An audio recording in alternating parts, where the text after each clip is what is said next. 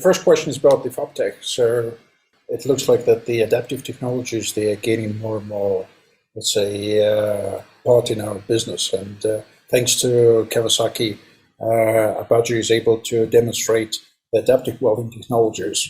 And what's your perception of that, sir?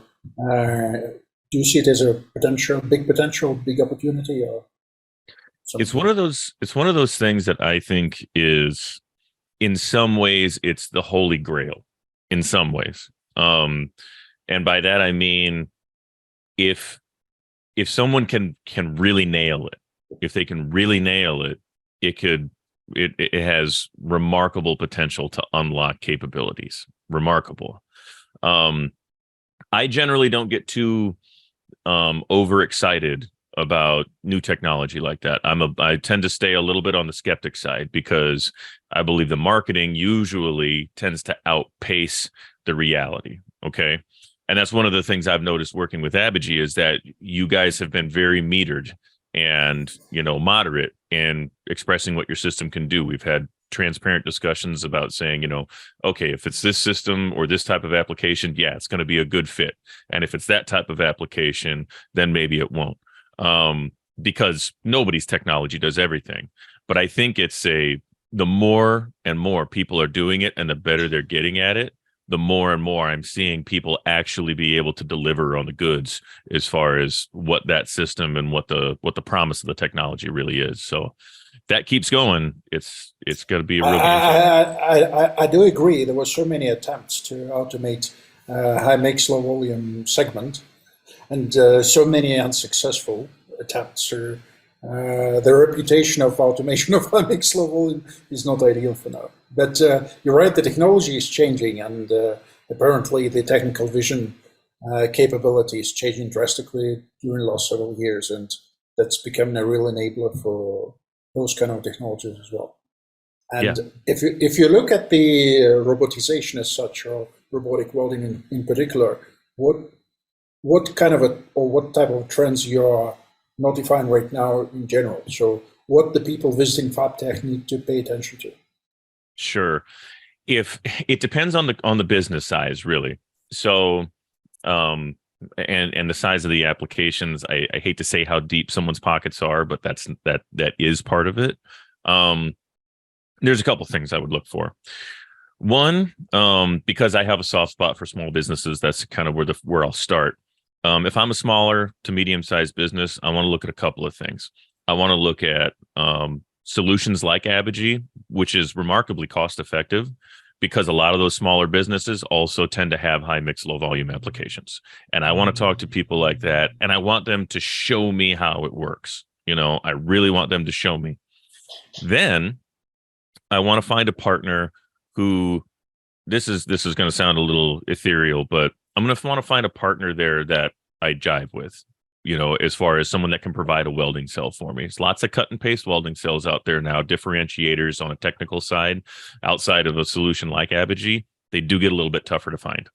But that's why you really need somebody who understands and cares enough about your process and your project to partner with, because that's where you're more likely, I think, to feel the difference.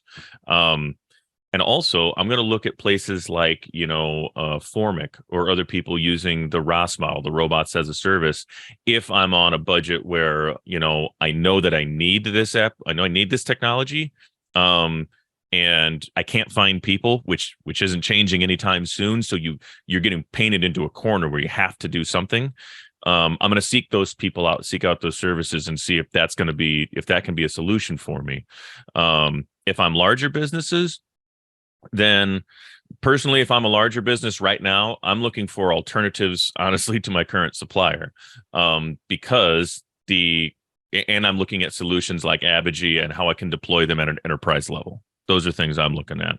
How can I put that foundation in, and where can I plug that into my process and duplicate it, so that when we do make changes to our, to our parts and things like that, which is happening all the time, then they can react quicker at an enterprise level, not just one cell at a time with all that information between the ears of, one or two people in their facility.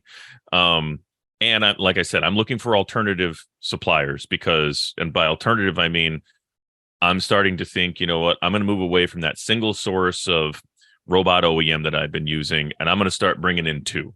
You know, Okay. I'm gonna standardize on two, both to keep my people honest, my suppliers honest, and to have insulation in case there's supply chain hiccups and if there's technology differences, you know, where they will interface with some other peripheral equipment, other ones won't. Those are some of the things I'm thinking about if it's me.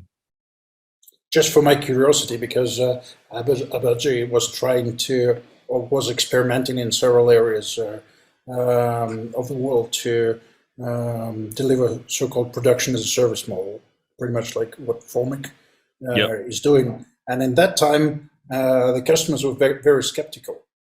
Maybe because they have a very clear understanding of what the capex is, and you were feeling very strangely when everything turns into opex. But how this thing is developing right now, I mean, do you think they're already kind of ready for those kind of changes, or it's still too early? I think you're right in that people are a little nervous, you know, and I can understand the nervousness, to tell you the truth, because it kind of I could go into this weird thing. I forget what I think it's called, circular economics or something like that, where it kind of goes down this goofy road of, in theory, in the end, nobody owns anything. It's all rented. You know, like even your toaster is rented. You don't own it. Like you just, Yeah, it's you. toast as a service. Yeah, exactly. You pay 10 cents what every time you make a pizza, something like that. You know, it at its most extreme, it is very, very strange. But as a capital equipment solution, if we just keep it right there, it definitely has its appeal. It does have to be the right fit. I think some people, like you say, some people are still a little nervous. When you buy something, you kind of want to own it, you know. But then there's some people, like in the accounting world, who say if I don't have to own it and I can keep it off my books, maybe that's better. Other accountants might say, no, I want that on my books as an asset. But then you look at depreciation and they say, well, then maybe I don't, you know, and it goes back and forth. It just kind of depends. So I think it does have to be the right fit. And I think you're right. Some people are a little skeptical still, but everything that worked started that way. You know, everything that works started with skepticism. Actually, when we were proposing that, we made one step further. So we're not only offering kind of a financial solution, switching capex into opex. We were experimenting with several customers, selling them not the equipment or turnkey solution. We were selling them inch of weld. So they were not investing in the equipment at all, and they were paying only per perfect inch of weld. Yeah. They considering acceptable quality. So in this case, it was very clear for them how much every inch of weld costed, and that was a very positive side. What I realized that some of the customers outside of, mainly everybody outside of automotive, is struggling to understand how much the inch of weld is costing now, because they count in everything, you know, like overall, and they know how much this thing was costing overall, but how much was this inch of weld? It's very hard for them to determine. And that was one of the reasons why they were very skeptical, because they want to compare apples with apples, but they can't. Yeah, I could go on a whole tirade about ROI right now, because you're absolutely right. It is, people generally don't know what things cost them, you know, because it's so hard to capture all the things that go into it when you already own the system. You know, you don't capture every single down minute. You don't capture every single trip to the restroom or every single sick day. You don't capture, or it's very difficult to capture all the peripheral or additional soft ROI or soft losses you're getting, whether it's time from other people getting pulled away from their job to come help, Sure. human resources getting pulled in and spending their time because you lost a person on this job, and if human resources is always replacing those people, and then you have a supervisor who's always training those people, just all those costs get rolled in there. So I can believe that people would be very excited to know, hey, every inch of weld you lay down is going to cost this much.